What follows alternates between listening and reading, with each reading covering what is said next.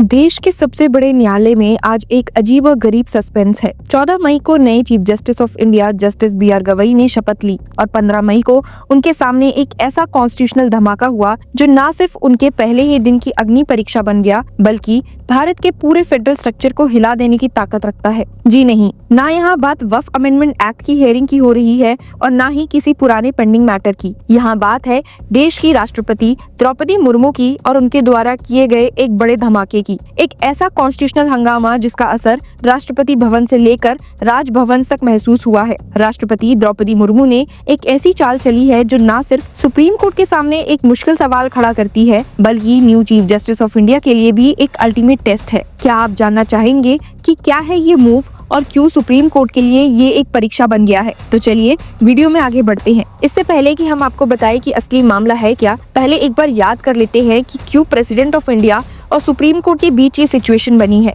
आपको याद होगा कि 8 अप्रैल के सुप्रीम कोर्ट वर्डिक्ट से Tamil Nadu governor versus state government case में कोर्ट ने एक नया रूल बना दिया कि अगर गवर्नर या प्रेसिडेंट किसी बिल पर लंबे समय तक कुछ नहीं करते तो मान लिया जाए कि उन्होंने एसेंट दे दिया है, जिसे कहा गया डीम्ड एसेंट। सिर्फ यही नहीं, उन्होंने प्रेसिडेंट और गवर्नर्स के ऊपर टाइमलाइन भी फिक्स कर दिए, जिसके तहत दोनों कॉन्स्टिट्यूशनल पोस्ट को बिल्स पर अपना फैसला देना है। लेकिन जैसे कि आपने देखा था कि कैसे इस वर्डिक्ट को लेकर क्रिटिसिज्म काफी देखने को मिला था। ये भी कहा गया कि प्रेसिडेंट ऑफ इंडिया को ऑर्डर नहीं किया जा सकता और ना ही केस की हेयरिंग के वक्त उन्हें सुना गया है। लेकिन अब ये इंतजार खत्म हो गया है, क्योंकि खुद प्रेसिडेंट ने इस मामले पर एक बड़ा मूव दिखाया है। आपको बता दूं कि एक हिस्टोरिक और बोल्ड मूव में राष्ट्रपति द्रौपदी मुर्मू ने सुप्रीम कोर्ट के सामने एक ऐसा कॉन्स्टिट्यूशनल मुद्दा उठाया जो शायद पहली बार हुआ हो। आर्टिकल 143(1) के तहत अपने रेयरली यूज्ड अधिकार का इस्तेमाल करते हुए प्रेसिडेंट ने 14 एक्सप्लोसिव सवाल सुप्रीम कोर्ट को भेजे हैं, और वो भी किसी आम बात पर नहीं,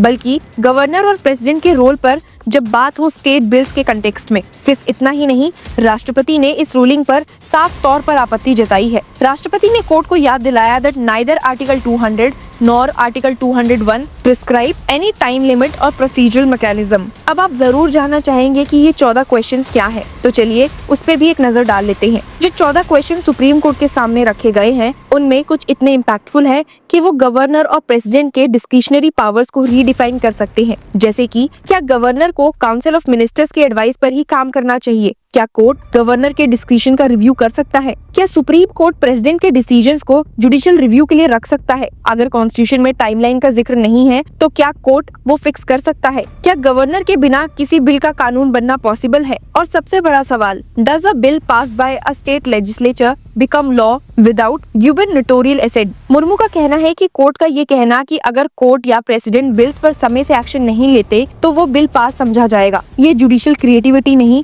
बल्कि कॉन्स्टिट्यूशनल बाउंड्रीज का उल्लंघन है। और अब नए चीफ जस्टिस ऑफ इंडिया के पहले ही दिन उनके सामने ये प्रश्न खड़े हो गए हैं कि क्या जुडिशरी का कंप्लीट जस्टिस का अधिकार प्रेसिडेंट और गवर्नर के पावर्स को लिमिट कर सकता है, या फिर क्या कोर्ट टाइमलाइंस थोप सकता है जब कॉन्स्टिट्यूशन खुद चुप है? ऐसी सिचुएशंस और क्वेश्चंस जस्टिस बी.आर. गवई के टेन्योर को और भी ज्यादा इंटरेस्टिंग और चैलेंजिंग बनाते हैं। आपको बता दूं कि प्रेसिडेंट का कहना है कि जब कॉन्स्टिट्यूशन ही साइलेंट है किसी टाइम फ्रेम पर, तो कोर्ट का ये कहना कि 3 महीने में फैसला लो, ये कॉन्स्टिट्यूशनल मर्यादाओं का उल्लंघन है। प्रेसिडेंट मुर्मू ने इस बात पर भी सवाल उठाया कि सुप्रीम कोर्ट आर्टिकल 142 का यूज कैसे कर रहा है, जिसमें सुप्रीम कोर्ट कंप्लीट जस्टिस दे सकता है। लेकिन राष्ट्रपति का कहना है कि ये पावर किसी भी तरह से कॉन्स्टिट्यूशन के प्रोविजंस को बाईपास करने का लाइसेंस नहीं हो सकती। उन्होंने स्ट्रांगली कहा, such actions potentially infringe upon the separation of powers and federal balance envisaged by the constitution. तो अब आप समझ ही सकते हैं कि कैसे ये 14 सवाल भारत का फेडरल स्ट्रक्चर बदल सकते हैं। जबकि ये रेफरेंस फॉर्मली एक लीगल क्लैरिफिकेशन के रूप में दिया गया है, लेकिन उसका पॉलिटिकल कंटेक्स्ट सबको दिखता है। कई लोग कह रहे हैं कि ये जुडिशियल एक्टिविज्म पर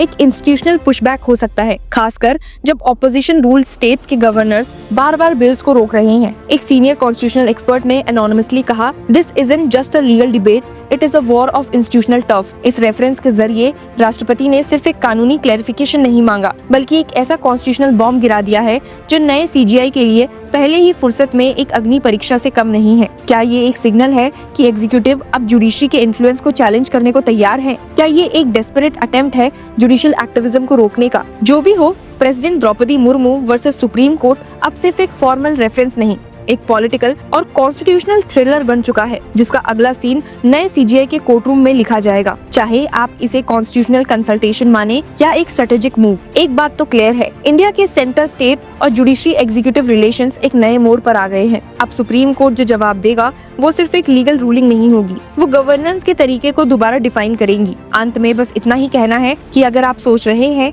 कि क्या गवर्नर के बिना बिल लॉ बन सकता है, तो आप अकेले नहीं हैं। राष्ट्रपति भी यही पूछ रही है। अब अंदाजा लगाइए कि सुप्रीम कोर्ट क्या कहेगा। Till then, keep following Law Chakra for more such legal updates and news. I think you put it well that there is an issue of a question on the separation of powers principle, and that's a very important question that has been raised.